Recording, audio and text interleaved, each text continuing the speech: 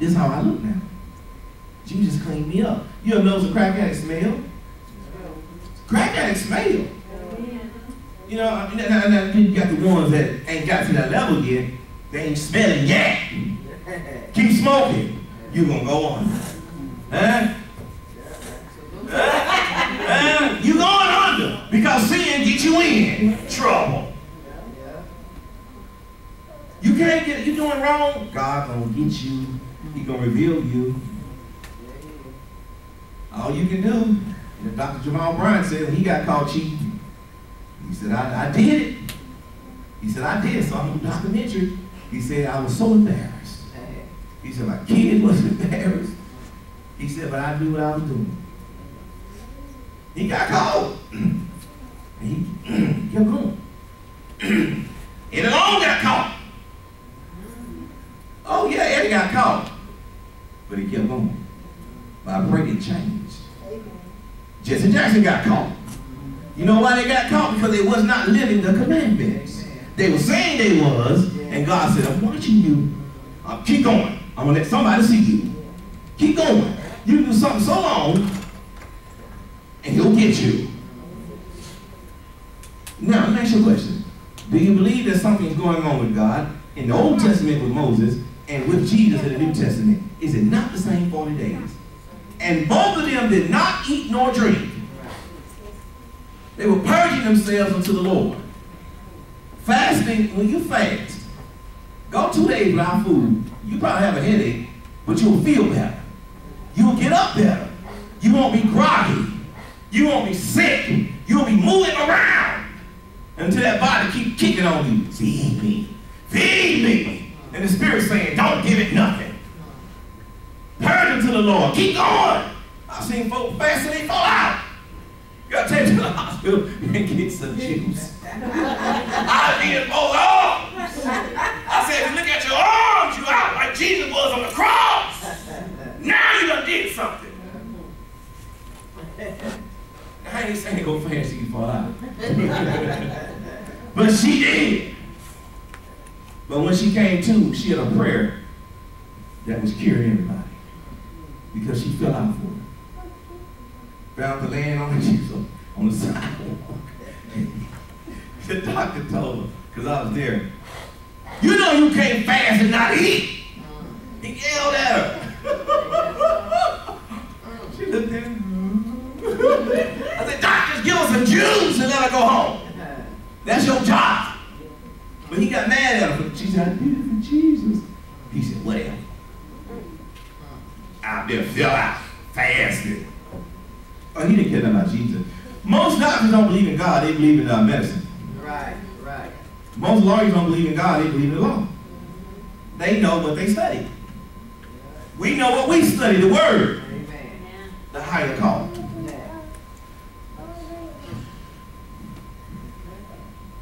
God's going to challenge you here today.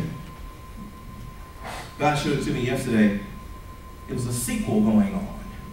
Do you know the sequel's still going on? A sequel is something that's over and over. Some of us are still fasting 40 days and 40 nights. I've met men who fasted 40 days and 40 nights, and when they got through, you couldn't stand around them. You were falling out. T.B. Joshua was one of them. He fasted 40 days and 40 nights, and he came back powerful. If you can make it 40 days, first God got to lead you to do it. I'll tell you that. Don't try it. You can die. And furthermore, you got to be isolated alone. You can't be around folk eating chicken. You smell the aroma.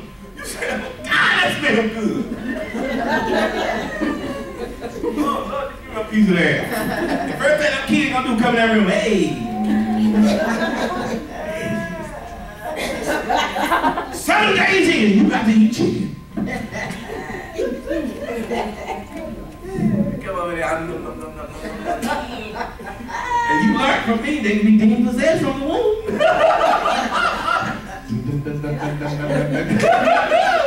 Daddy, you want some? Mama and Dad say, eat hungry. Get out of there, he fasted. You had to tell him. I wake up in the middle of the night so starved, losing your mind. That's when you gotta pray. God sustain me. Now there are different ways to go on a fast, but I only believe in one way. No water, no food. That's what he said. That's what he said. Both men, Moses and Jesus, was great, came out and did great things after the fast. After the 40 days and 40 nights, God moved. Do you believe that God will move for you? Yes.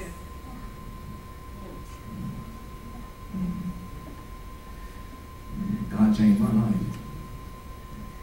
I ain't always been like this. You know, I'm different. God moved for me. I went through something in 40 days, 40 months. When I came out of it, I was this man. I sure was. I don't tell that story. I keep that myself. The show wasn't beautiful. It was bad. So I told you, you're going to do what I want, man. I'm going to do this. Oh, honestly, you did this to yourself. And after I came out of that, I've been a different person. I don't care if two folks show up on preaching. I'm scared. But he changed me. He gave me power. I received power and gave it to me. And you know what? I ain't got to work for nobody, for the Lord. And you don't either. If you believe in the 40 days and 40 nights. Fast. If you're lacking something, fast. And it will show up. He has no choice but to honor what he did. Do like I do, God. You wrote that. I did not. I obeyed it, and now you gotta move. Some folks say, oh, he done lost it. Now they watch me on YouTube, they say, 2 weeks in God, you crazy. Y'all crazy. I think the last statement on YouTube was, it was foolery what I was doing. Foolery. I ain't never heard that word. And by the way, you wrote that, it ain't even a word. I can agree with foolish, but foolery. Y'all run around calling folks nigger? Nigger ain't even no word. It ain't in the dictionary, it ain't no word. It's Niger, N-I-G-E-R, for Nigerians. You don't even know. But you use it all day long. And get mad at somebody don't look like you call you that. How you get mad at it? It ain't even a word. You say, foolish. Because you didn't even call me a word. It's not in the dictionary. But black folks use it all day long. Hey there! Oh, you do. And it's foolish because you're not speaking English. It ain't a word. Read the dictionary. I studied the dictionary. It ain't in there. You didn't know that, did you? Did you know prophetical is not in the dictionary? It's not a word. Prophetical is not a word. Prophetic is. Prophetical is not. So you got to educate yourself on something. Maybe your words are hurting you. They will. Know what you're doing before you do it. Have some pride about yourself. Come on now. Now, that's the end of that sermon. But, I ain't done. But I told me to tell you, if you believe in the 40 days and 40 nights, there's a pattern between Jesus and Moses. He that came before me, shoes. I cannot what? Huh? Moses was before Jesus, and still Jesus is before Moses. You understand? John the Baptist was before Jesus, but still Jesus is before John the Baptist. See, God used people to do things before he even sent the Son. But they both can tell you, I am not before that man. There are some people you meet that's so highly anointed, God will tell you, if you're in tune with God, you can't touch me. There are some people God tell me, you ain't allowed to prophesy to them. Only thing you're allowed to do is bless them and go on. You better not prophesy to them, and you better not touch them. They're mine. Because they got so much time in serving God. He won't allow people to see you when you got so much time. He won't allow them to read you. There's something out there so strong, I can't read them. I don't see nothing. He won't show you nothing. There's some people that meet me and say, I can't read nothing about you. The only thing they can say God showed them was, he got money. or it's coming, or it's there. All they see is money. They don't see anything else. That's all he's showing. He won't show them nothing else. But there are some people came to me, and they can say, oh, God says, yeah, right. You one of the very few that God shows something about me. But most people I meet, I can see them. Everything they're doing. But it doesn't mean God wants their senior leader. So I can't always say everything I want. I'm very careful with pastors. They think I want to embarrass them, but I don't. I'm very careful with them. Because they're pastors. And you can say the wrong thing and kill his flock. So you don't want to do that. But if you are under the leadership of the Lord, you know you're not going to do it. God ain't stupid. Now, I'm going to challenge you, God is. I'm going to challenge everyone in here because we know it's offering time. Not yet. I want everyone that is able to sow a $40 seed. But what I want is, if God told me, I don't give you an opportunity with Jesus. I'm going to do what I'm told. This sheet right here that I printed out on my prayer.